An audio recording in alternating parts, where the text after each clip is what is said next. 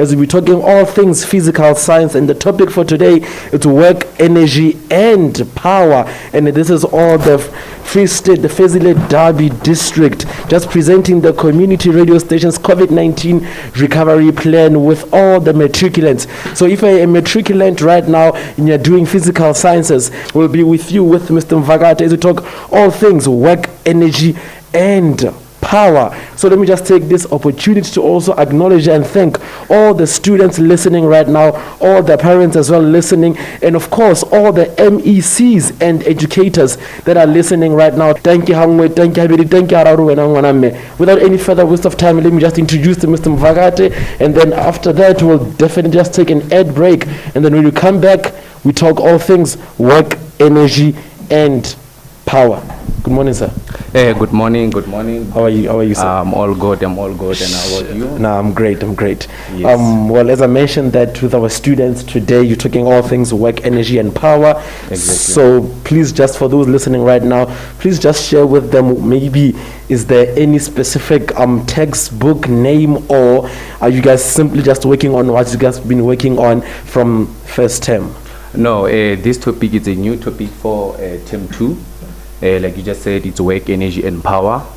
I've prepared some notes, and some of the notes I've coupled with those that are available on the Department of Basic Education website. Just on the homepage, they can access those notes. And I also have the terms and definitions, book 1, of which all the learners in Free State, they do have this book. So I will be using this book for questions, and also I will also be using the examination guidelines to cover all the points on the examination guidelines. So that will be on page 9 of the examination guidelines. You heard the teacher, so fix all your books, fix all your textbooks, and fix all the necessary equipment that you might be needing for our lesson. And at exactly 10 to 11, that is when we'll be taking in your calls, your questions, and any messages you might have regarding the lesson for today. So when I come back after this, Mr. Mvakade begins with the lesson. Greetings to all the learners in grade 12. Speaking is Mr. Mvakade. I'm presenting on work, energy, and power. So what are the things that you already know from the previous grade?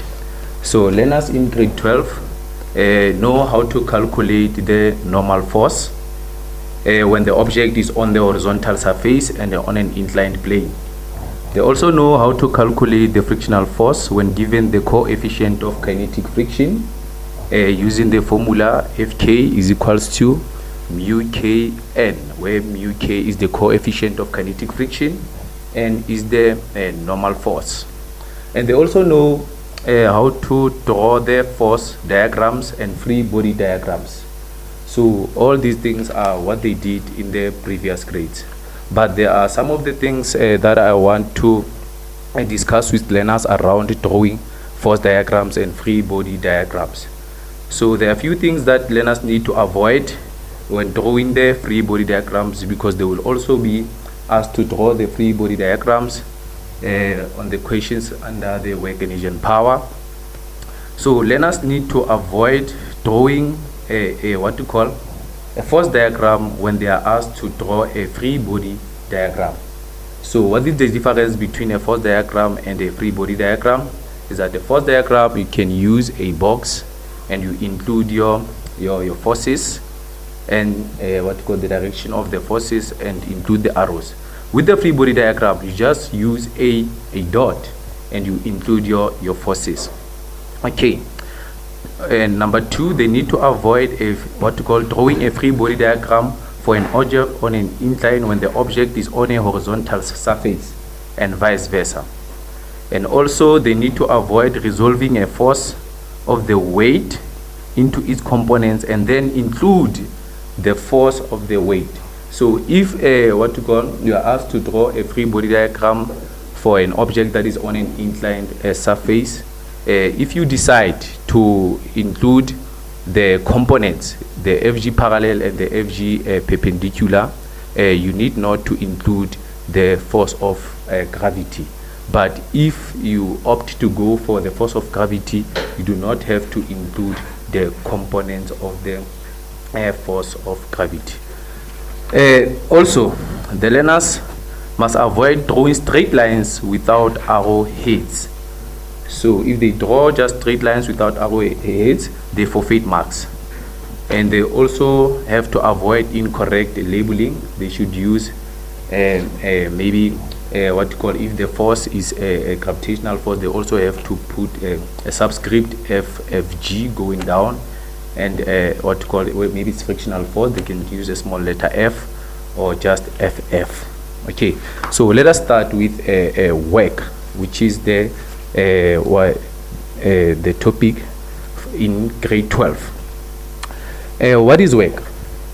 The work done on an object by a constant force is the product of the magnitude of the force, the magnitude of the displacement, and the angle between the force and the displacement.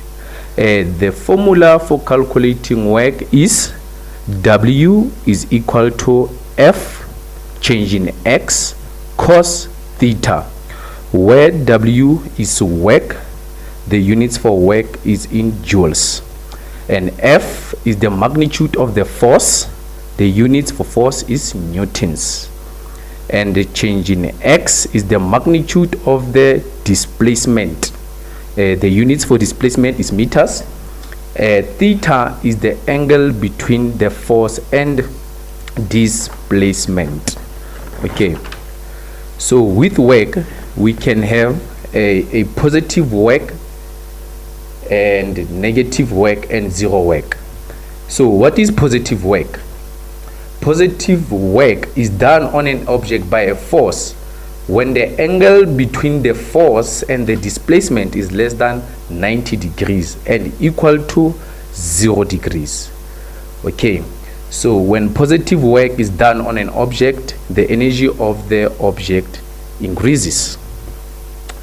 Negative work is done on an object by a force when the angle between the force and the displacement is greater than 90 degrees and less than or equal to 180 degrees. So when negative work is done on an object, the energy of the object decreases. We can also have zero work. So zero work is done on an object when the angle between the force and the displacement is 90 degrees. So from the formula of work, where WF change in X cos theta, if you substitute 90 degrees on that theta, we are going, cos of 90 degrees is 0.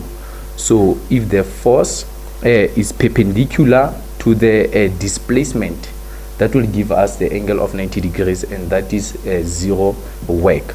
Okay, let me just give you examples for positive work, negative work, and zero work. So for example, let us say a learner pushes a block across a horizontal surface. Okay, so the force is in the same direction as the displacement. So the angle between the force and the displacement is going to be 0 degrees. So in that case, our answer is going to be positive, and we're going to get a positive work. But for the negative work, maybe if the surface is rough, so there is frictional force. Okay, so the object maybe is moving towards the right, but because the frictional force always opposes the motion, so the frictional force will be in the opposite direction. So the angle between the displacement and the force is going to be 180 degrees. So cos of 180 is -1. So we're going to get a negative work. I've explained zero work. I said if the force is perpendicular to the displacement. So then net work is the sum of all the work done by each of the forces acting on the object. Okay, so how can we calculate this net work? So here's a method you can use. Firstly, you can draw a free body diagram of all the forces acting along the plane of motion of the object, and you ignore the forces that act perpendicular to the plane because they do zero work on the object. and you calculate the work done by each of the forces acting parallel to the plane, and you calculate the sum of the work done by all the forces. So you will have the net work done. We also have the work energy theorem. We can use the work energy theorem to solve problems under work energy and power. So what is the work energy theorem? So the work energy theorem states that the net work done on an object is equal to the change in object's kinetic energy. So the formula for the work energy theorem will be W net is equals to change in EK. Change in EK, which is kinetic energy final minus kinetic energy initial. What is the formula for kinetic energy? It is EK is equals to half mv squared. Okay, so we can further write the work energy theorem as W net is equal to half mvf squared minus half mvi squared, where W net is the net work done, which is in joules. M is the mass of an object, is given in kilograms. Vf is the final velocity in meters per second, and Vi is the initial velocity in meters per second. Okay, with the work energy theorem, we can have problems for an object that is moving on a horizontal surface. We can also have an object that is moving vertical, an object that are moving on an inclined plane. Okay, so I will just make an example for each case. So for an object